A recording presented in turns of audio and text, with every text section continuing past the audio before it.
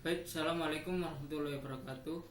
Perkenalkan, nama saya Aga Bagus Yuransa dari program studi informatika.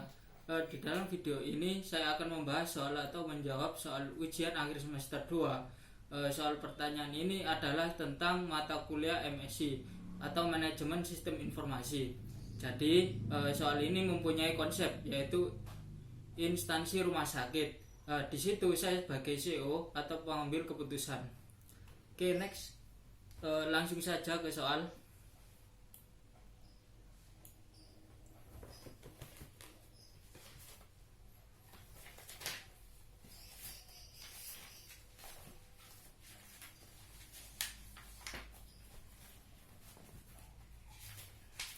Ya, baik, untuk soal yang pertama.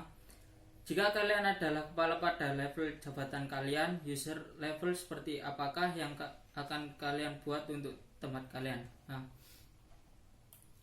Jadi gini, untuk user level yang saya pilih adalah level management. Maksudnya adalah membantu kegiatan pemantauan, pengawasan, dan pengambilan sebuah keputusan dan kegiatan administratif dari middle manager. Jadi contohnya pada level ini yaitu sistem pendukung keputusan.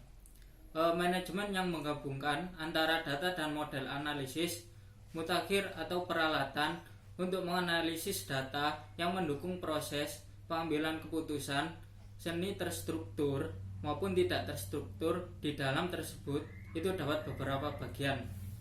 Nah, ini untuk yang pertama adalah input, data performa rendah, kedua adalah proses, simulasi analisis, ketiga adalah output, analisis keputusan, keempat adalah user, staff manager profesional, kelima pengambilan keputusan yaitu semi terstruktur, yang terakhir keenam adalah contoh yaitu analisis wilayah penjualan.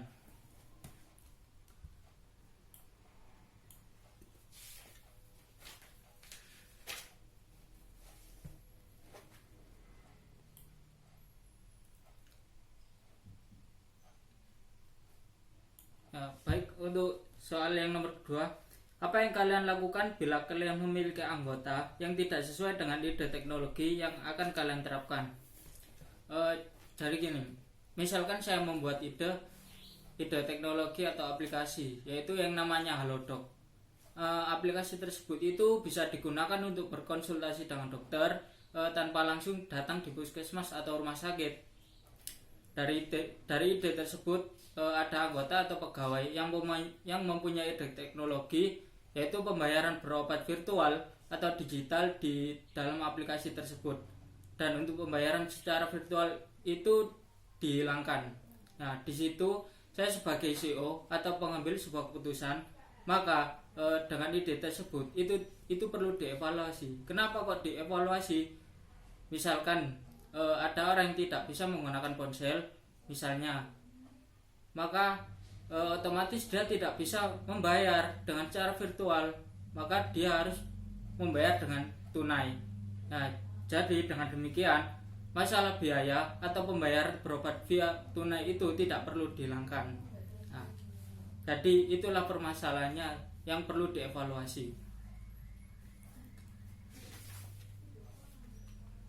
Oke, next, pertanyaan selanjutnya. Buatlah skema bintang untuk studi case, jelaskan dengan lisan. Baik, ini adalah skema bintang ya, bisa kelihatan jelas.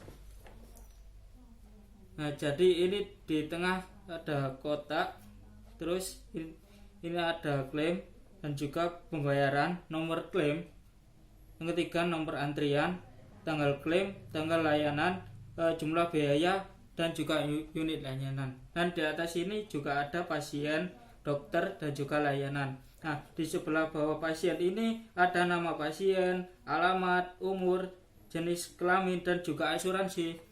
Dan dokter di sini pun ada juga nama, spesialis, dan juga mandat.